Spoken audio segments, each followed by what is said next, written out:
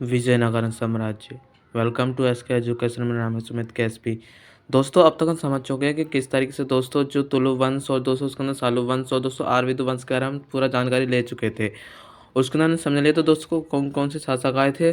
दोस्तों, अब हम बात करेंगे कि किस तरीके की वहाँ की जो प्रशासन था और जो दोस्तों भू राज्य व्यवस्था किस तरीके की थी और न्याय व्यवस्था किस तरीके की थी दोस्तों, ये समझने वाले हैं। दोस्तों, विजयनगर का जो साम्राज्य था दोस्तों, आप सभी जानते हैं कि एक ही केंद्र में रहा करता था। यहाँ पे एक ही राजा हुआ करता था और इसमें राजतंत्र चलता था। ये तो हम सभी जानते हैं दोस्तों। यहाँ पर राजा और जो राजा था दोस्तों उसको राय कहा जाता था और इसको ईश्वर तुल्य भी माना जाता था। तो इसके अंदर दोस्तों दो सभाएं होती थी राजा की सभा में। तो दो उसमें एक तो दोस्तों राज्य परिषद होता था। राज्य परिषद में दोस्तों इसमें क्या होता ना कि राजा लोग आते थे, अपने राजा लोग अपनी सलाह बनाता था। राज्य इसमें अपनी एक औपचारिक खुद की नीति होती थी। तो इसके अंदर राजा खुद करता था जो भी करता था। और मंत्री परिषद में छोटा एक छोटा दोस्तों क्या होता था, एक रूप होता था। इसमें कुल 20 सदस्य होते थे। इसमें प्रधानमंत्री, उप मंत्री और जो विभाग के सदस्य होते हैं वो हुआ करते थे। और इसमें कुछ दोस्तों जो बूढ़ी बूढ़ी लोग होते हैं ना, 50 वर्ष से 70 उम्र तक के, तो ये लोग हुआ करते थे। इसके अंदर प्रधानमंत्री, उप मंत्री, ये सभी। तो इसके अध्यक्ष दोस्तों कौन होता था, महाप्रधानमंत्री, यानी दोस्तों प्रधानमंत्री होता था। इसके अंदर राजा और युवराज के बाद दोस्तों दूसरे स्थान पर तो आता ही था। तो और क्या होता था दोस्तों इसके अंदर कि दूसरे नंबर पे प्रधानमंत्री रहता था। तो ये सब सलाह लेता था। इसकी मंत्रिपरिषद अलग होती थी और राजा लोग अपना अलग करते थे, खुद की नीति चलाते थे और उसके अंदर खुद की सभा हुई होती थी।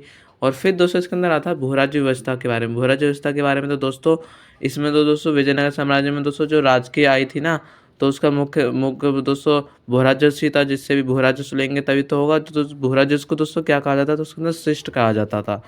और भू राजस्व की जो उपज होती थी, भूमि के अंदर जो भी खेती हुआ करती थी, जब उसकी उपज आती थी तो दोस्तों उसके अंदर दोस्तों क्या होता था ना, एक तिहाई हिस्सा के आसपास, एक चौथाई के हिस्सा आसपास से लेते थे भू राजस्व को। और इसके अंदर दोस्तों 16वीं शताब्दी के मध्य में तो दोस्तों सदाशिव राव के बारे में हमने समझा था दोस्तों। तो इसने दोस्तों क्या था ना, इसी काल में ही सदाशिव राव ने जो दोस्तों व्यावसायिक कर था नाइयों के द्वारा, उसको मुक्त कर दिया था। ध्यान समझना दोस्तों जो मैं बता रहा हूँ। इस प्रकार दोस्तों क्या था, जो यहाँ पे कर इसने मुक्त करा दिया नाइयों से सदाशिव राव ने। फिर इसके अंदर क्या होता है दोस्तों, न्याय व्यवस्था किस तरीके की, तो ये चीज़ समझना है। और इसमें दोस्तों न्याय व्यवस्था में दोस्तों 4 प्रकार के न्यायालय होते थे। एक प्रतिष्ठ था और एक चल न्यायालय, एक मुद्रता न्यायालय, एक शास्त्रीयता न्यायालय। प्रतिष्ठा में दोस्तों आप ध्यान से समझ रहे होंगे कि एक गाँव या नगर हुआ करता था, उसके अंदर दोस्तों सभा बैठी करती थी, उसको प्रतिष्ठा न्यायालय कहा जाता था। चल न्यायालय में दोस्तों क्या होता था, समय समय पर दोस्तों किसी भी स्थान पर न्याय करने के लिए बैठ सकते थे, स्थापित हो सकता था कहीं भी न्यायालय। और मुद्रिता में दोस्तों इसके अंदर एक खुद का केंद्रीय न्यायालय होता था। इसमें नगर के अंदर ये स्थापित होता था। उसके अंदर दोस्तों उसमें एक न्यायाधीश होता था। तो दोस्तों मुद्रित न्यायालय में वहीं का जो केंद्रीय था वो सब कुछ वो कार्य करता था कि किस तरीके से न्याय देना चाहिए। शास्त्रता में दोस्तों ये राजा हुआ करता था। इसका न्यायालय का जो सबसे सबसे बड़ा राजा माना जाता है इसके अंदर। तो इस तरीके की थी दोस्तों।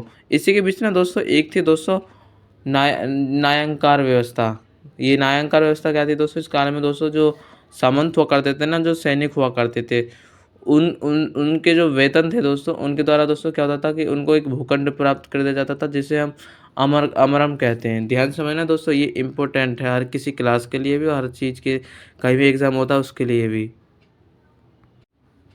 दोस्तों जो इसमें जो सैनिक और जो हुआ करते ना भूसामंत, उनको ये भूमि दिया करता था, जिसको अमरम कहते थे। उस हिस्से को, और जब अमरम भूमि का दोस्तों जब उपयोग करते थे, इसके अंदर जो नायक थे दोस्तों उनको अमर नायक कहा जाने लगा, जो सेना नायक थे वो लोग।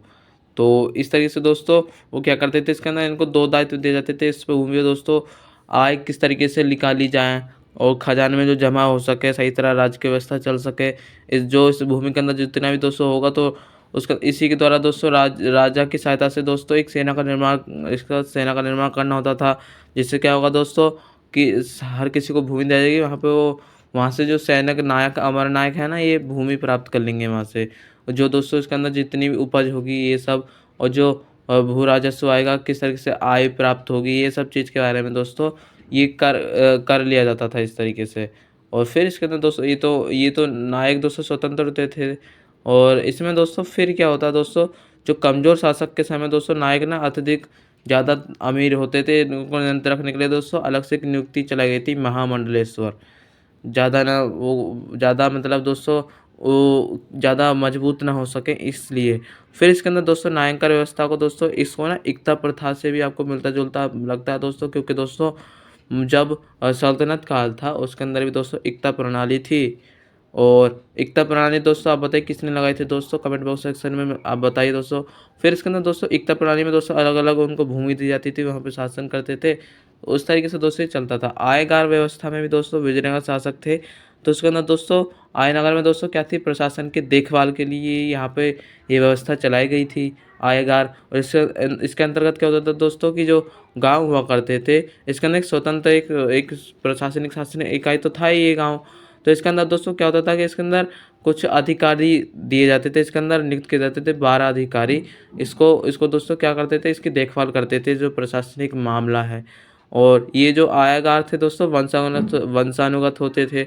इसमें दोस्तों वेतन के बदले दोस्तों इनको ना क्या कहते थे, इनसे अगर ज़्यादा मतलब अच्छा काम किया तो यहाँ से कर से इनको मुक्ति मिल जाएगी, जिनको दोस्तों माननियम भी कहा जाता है। आयगारों का दोस्तों मुख्य कार्य क्या था दोस्तों? शांति स्थापित करना। अब तो दोस्तों हमने इसके अंदर समझ लिया कि किस तरीके से प्रशासन की कलाएँ थी और दोस्तों क्या-क्या था। अब हम जो दोस्तों अब आगे समझेंगे दोस्तों कि इस समय कौन-कौन सी संस्कृतियाँ थी और कला संस्कृति किस तरह की। तो दोस्तों इस वीडियो में इतना ही दोस्तों, मिलते हैं दोस्तों नेक्स्ट वीडियो में। आज के लिए धन्यवाद। जय हिंद, जय भारत।